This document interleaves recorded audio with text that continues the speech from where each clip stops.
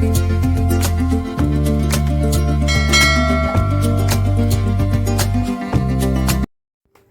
Dears, എല്ലാവർക്കും നമസ്കാരം. ബിന്ദുസ് വേൾഡിലേക്ക് എല്ലാവർക്കും ഒരിക്കൽ കൂടി സ്വാഗതം. അപ്പോൾ ഇന്ന് ഞാൻ ഒരു പഴുത്ത മാങ്ങ കറിയുടെ വീഡിയോ ആയിട്ടാണ് വന്നിട്ടുള്ളത്. ചിലവർ ഇതിന് മാമ്പഴ പുളിശ്ശേരി എന്നൊക്കെ പറയും. ചില സ്ഥലങ്ങളിലൊക്കെ ഞങ്ങൾ പഴുത്ത മാങ്ങ കൂട്ടാൻ എന്നാണ് പറയാറ്. അപ്പോൾ ഇന്ന് അതിൻ്റെ വീഡിയോ ആയിട്ടാണ് വന്നിട്ടുള്ളത്. ഞാൻ വീഡിയോ കുറച്ച് മുന്നേ എടുത്ത് വെച്ചതാണ്. അപ്പോൾ നമുക്ക് പെട്ടെന്ന് തന്നെ വീഡിയോയിലേക്ക് കിടക്കാം, എങ്ങനെയാണ് ഉണ്ടാക്കുന്നത്. അപ്പോൾ മാങ്ങ പഴുക്കാൻ തുടങ്ങുന്നതേ ഉണ്ടായിരുന്നുള്ളൂ. അപ്പോൾ ഇങ്ങനെ ചാടി കിട്ടുന്ന മാങ്ങ നമ്മൾ കറി വയ്ക്കുമല്ലോ, അങ്ങനെ ആണ് പിന്നെ ഇത് ഉണ്ടാക്കുന്നത് കേട്ടോ. അത് സീസൺ ആവുന്നേ ഉണ്ടായിരുന്നുള്ളൂ ആ സമയത്ത്. അപ്പോൾ നല്ല നാടൻ മാങ്ങയാണ് ഈ മാമ്പഴ കറി ഉണ്ടാക്കാൻ വേണ്ടിയിട്ട് വേണ്ടത് കേട്ടോ. അല്ലാത്തത് അത്ര ടേസ്റ്റ് ഉണ്ടാവില്ല. നാടൻ മാങ്ങയാണെങ്കിലായിരിക്കും കൂടുതൽ ടേസ്റ്റ്. പിന്നെ മധുരം കുറവാണെങ്കിൽ അതിൽ ശർക്കരയും കൂടി ഇട്ടിട്ടാണ് നമ്മൾ വെക്കുന്നത്. അപ്പോൾ ഇതിൻ്റെ തൊലിയെല്ലാം കളഞ്ഞു ഇതാ ഇങ്ങനെ ഈ മാമ്പഴത്തിൻ്റെ തൊലിയെല്ലാം കളഞ്ഞിട്ട് ഇതാ കുക്കറിലേക്ക് ഇട്ടുകൊണ്ടിരിക്കുകയാണ് ഞാൻ. ഇനി നമ്മൾ ഈ തൊലിയും കൂടി, തൊലിയിൽ നല്ല കഴമ്പെല്ലാം ഉണ്ടല്ലോ, അപ്പോൾ അതും കൂടിയും കുറച്ച് വെള്ളം വെള്ളത്തിൽ അതങ്ങ് കലക്കിയിട്ട് അതിലെ ആ വെള്ളം കൂടിയും ഒഴിച്ചു കൊടുക്കും കുക്കറിലേക്ക്. അപ്പോൾ അതിൻ്റെ ആ മാംസം, അതായത് മാമ്പഴത്തിൻ്റെ ഉള്ളിലുള്ള ഇതെല്ലാം അങ്ങ് പോകുന്നുള്ളൂ കേട്ടോ. അപ്പോൾ നമുക്ക് നോക്കാം എങ്ങനെയാണ്. ഇതാ തൊലിയെല്ലാം കളഞ്ഞ് കുക്കറിലിട്ട് പിന്നെ ഒരു 2-3 വിസിലടുപ്പിക്കണം കേട്ടോ. അപ്പോൾ ഇതാ മാങ്ങയുടെ തൊലിയെല്ലാം കൂടി നമ്മൾ നല്ലപോലെ വെള്ളത്തിലൊന്ന് നല്ലപോലെ ഞവടി എടുക്കുക. എന്നിട്ട് അത് ഇതിലേക്ക് ഒഴിച്ച് കൊടുക്കുക കേട്ടോ. എന്നിട്ട് പിന്നെ നല്ലപോലെ കുറച്ച് വെള്ളം കൂടി ഒഴിച്ച് അത് നല്ലപോലെ വിസിലടിപ്പിക്കണം. അതിലേക്ക് ആവശ്യത്തിനുള്ള മഞ്ഞൾപ്പൊടി, ഉപ്പ്, മുളക് പൊടി എല്ലാം ഒന്ന് ഇട്ട് കൊടുക്കണം കേട്ടോ. പിന്നെ 2 അച്ച് ശർക്കരയും കൂടി ഞാനിവിടെ ഇട്ട് കൊടുക്കുന്നുണ്ട്. അപ്പോൾ അത് വെന്ത് കഴിയുമ്പോഴത്തേക്കും നല്ലപോലെ ശർക്കരയും മടിഞ്ഞിട്ടുണ്ടാവും. അപ്പം മധുരം ഇല്ലെങ്കിൽ, പുളിയാണെങ്കിൽ ഇതിന് ടേസ്റ്റ് ഇല്ല കേട്ടോ. മാമ്പഴ പുളിശ്ശേരിക്ക് ടേസ്റ്റ് ഉണ്ടാവില്ല. അപ്പോൾ അതുകൊണ്ട് തന്നെ ശർക്കര ഒരു അത്യാവശ്യ കാര്യം തന്നെയാണ്.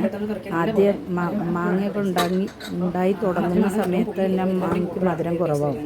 അപ്പോൾ എന്തായാലും ശർക്കര ഇട്ട് കൊടുക്കേണ്ടി വരും. പിന്നെയുള്ള മാങ്ങയൊക്കെ നല്ല മധുരമായി കഴിഞ്ഞാൽ വേണമെങ്കിൽ മാത്രം കൂട്ടി കൊടുത്താൽ മതി ശർക്കര. അപ്പം അങ്ങനെ ഇതാ 2-3 വിസിലെല്ലാം അടിച്ചു കഴിഞ്ഞു കേട്ടോ കുക്കറിൽ വെച്ച്.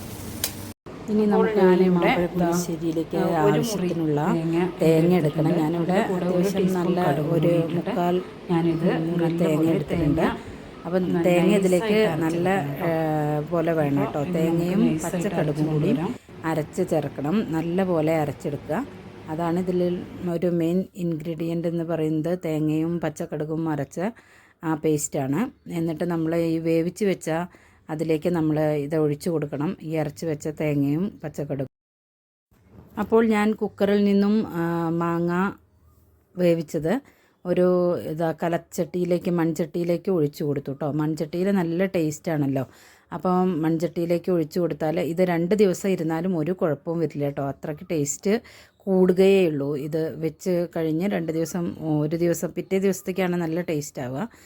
അപ്പോൾ ഇതാ തേങ്ങയൊക്കെ ഒഴിച്ചു കൊടുത്തു. എന്നിട്ട് നല്ലപോലെ തിളച്ച് വന്നിട്ടുണ്ട്. വെള്ളമൊക്കെ കുറച്ചേ കൂട്ടാവൂ, അധികം കൂട്ടരുത്. കുറുകിയിട്ടാണ് വേണ്ടതെന്ന് വെച്ചാൽ തീരെ കൂട്ടരുത്. ഇപ്പോൾ ഞാൻ കറി ഒഴിച്ചു കൂട്ടാൻ വേണ്ടിയിട്ടാണ്, അതുകൊണ്ട് ഞാനിവിടെ കുറച്ച് കൂട്ടിയിട്ടുണ്ട് കേട്ടോ വെള്ളം. നല്ലപോലെ തിളച്ചുകൊണ്ടിരിക്കുന്ന ഈ കറിയിലേക്ക് ഞാൻ 2 അല്ലി കറിവേപ്പില ഇട്ട് കൊടുത്തിട്ടുണ്ട് കേട്ടോ. അതൊരു ടേസ്റ്റാണ്. അപ്പം പിന്നെ വേറെ കടുക് പൊട്ടിക്കുമ്പോൾ നമുക്ക് വേറെ ഇട്ട് കൊടുക്കണം. ഇപ്പോൾ പച്ചയ്ക്ക് ഇങ്ങനെ 2 ഇതിൽ ഇട്ട് കൊടുത്തു. അപ്പോൾ ഇതാ ഞാനിവിടെ ഒരു ചീനച്ചട്ടി അടുപ്പിൽ വെച്ചിട്ടുണ്ട് കടുക് പൊട്ടിക്കാനായിട്ട്. അപ്പോൾ അതാണ് ഇതിലെ മെയിൻ ഹൈലൈറ്റ് എന്ന് പറയുന്നത്. നല്ലപോലെ കടുകും കറിവേപ്പിലയും വറ്റൽ മുളകും കൂടി നല്ലപോലെ വറവ് ഇടും കേട്ടോ ലാസ്റ്റിൽ. അപ്പോൾ തേങ്ങയും കടുകും അരച്ചത് ഒഴിച്ച് തിളച്ച് കഴിഞ്ഞാൽ പിന്നെ നമ്മൾ കടുക് പൊട്ടിക്കുകയാണ് അടുത്ത സ്റ്റെപ്പ്. അതോടുകൂടി പഴുത്ത മാങ്ങ കറി റെഡിയായി.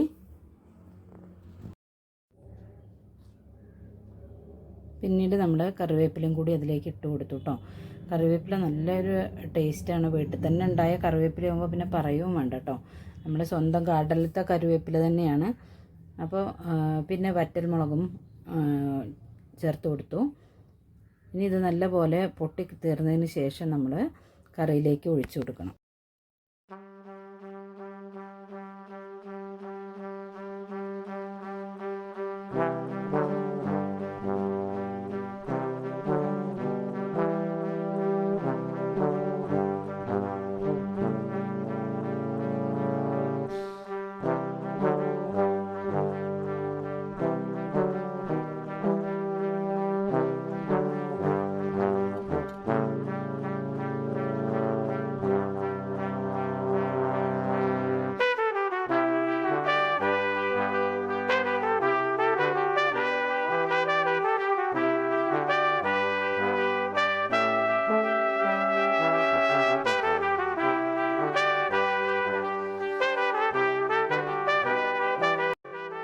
അപ്പോൾ ഇതാ കണ്ടില്ലേ, പഴുത്ത മാങ്ങ കറി അല്ലെങ്കിൽ മാമ്പഴ പുളിശ്ശേരി എന്നൊക്കെ പറയുന്ന ഈ കറി